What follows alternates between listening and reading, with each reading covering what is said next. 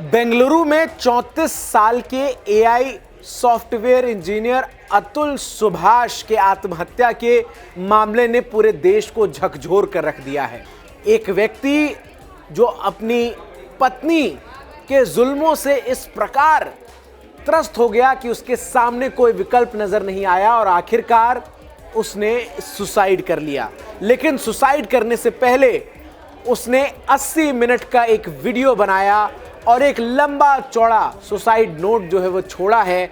और उस वीडियो के 4 मिनट के एक क्लिप ने सोशल मीडिया के तमाम प्लेटफॉर्म्स को इस वक्त चर्चा का एक ऐसा केंद्र बना दिया है, जहां बात इस बात को लेकर हो रही है कि हम महिलाओं की सुरक्षा की बात करते हैं, हम महिलाओं के हितों की तो बात करते हैं, लेकिन इस समाज में पुरुषों का क्या?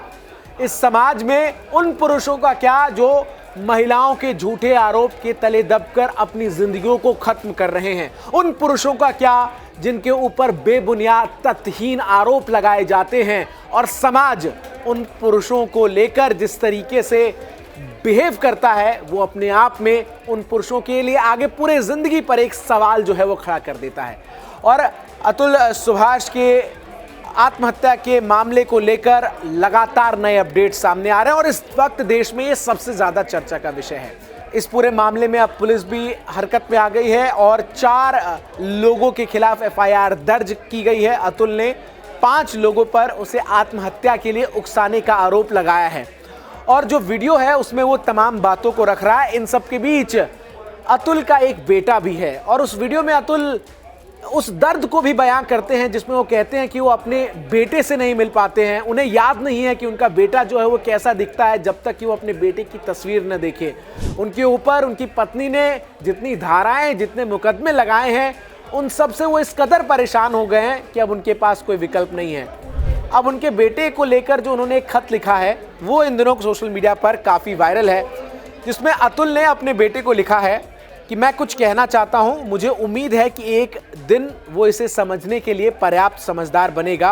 बेटा व्योम, जब मैंने तुम्हें पहली बार देखा तो सोचा कि मैं तुम्हारे लिए कभी भी अपनी जान दे सकता हूं, लेकिन दुख की बात है कि मैं अब तुम्हारी वजह से अपनी जान दे रहा हूं। मुझे अब तुम्हारा चेहरा भी याद नहीं आता जब तक कि मैं तुम्हारा फोटो न देखूं। अब मैं तुम्हारे बारे में कुछ भी महसूस नहीं करता सिवाय कभी कभी हल्के से दर्द के। अब तुम सिर्फ एक ऐसे औजार की तरह हो जिसका इस्तेमाल करके मुझसे और ज़्यादा उगाही की जाएगी। हो सकता है कि तुम्हें दुख हो, लेकिन हकीकत ये है कि मुझे अब तुम एक गलती की तरह महसूस होते हो। ये शर्मनाक व्यवस्था एक बच्चे को उसके पिता के लिए बोझ बना देती है। जब तक मैं जीवित हूँ और पैसा कमाता हूँ, वो तुम्हें एक औजार की तरह इस्तेमाल करते रहेंगे, लेकिन मैं ऐसा कभी नहीं होने दूंगा। मैं अपने पिता के लिए तुम्हारे जैसे 100 बेटों को कुर्बान कर सकता हूं और तुम्हारे लिए मैं खुद को 1000 बार कुर्बान कर सकता हूं। मुझे यकीन है कि तुम कभी ना कभी समझ पाओगे कि पिता क्या होता है।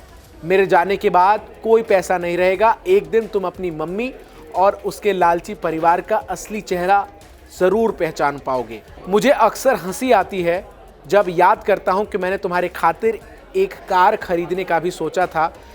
उसके लिए मैंने पैसे भी जोड़ना शुरू कर दिया था। कितनी मूर्खता थी मेरी। बेटे, न समाज पर भरोसा करना न व्यवस्था पर, क्योंकि ये दोनों तुमसे अपना पेट भरना चाहती हैं। अगर मेरे खून का अंश तुम में जीता रहा तो तुम पूरे दिल से जियोगे, अपने दिमाग से खूबसूरत चीज़ें गढ़ोगे, समस्याओं को खत्म करोगे।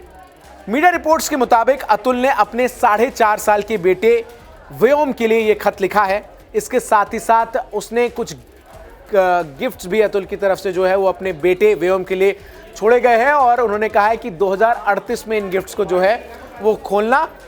फिलहाल जो है ये वीडियो सोशल मीडिया पर काफ़ी वायरल है, लेकिन इस वीडियो के वायरल होने के बाद कई बड़े सवाल भी जो हैं वो खड़े हो रहे हैं कि आखिर समाज के तौर पर हम किस कदर आगे बढ़ रहे हैं। सवाल न्यायपालिका से भी है, क्योंकि इस पूरे मामले को लेकर जो फैमिली जज है उसके ऊपर भी अतुल की तरफ से गंभीर आरोप लगाए गए। उन्होंने 5 लाख के घूस के आरोप इस पूरे मामले में जो जज है उनके ऊपर लगाए और उनके ऊपर भी आत्महत्या के उकसाने के आरोप लगाए गए हैं। ऐसे में इस पूरी घटना ने समाज के भीतर की उस सच्चाई को उजागर कर दिया गया है जहां अब रिश्तों की मोल जो है वो खत्म होती हुई नजर आती है।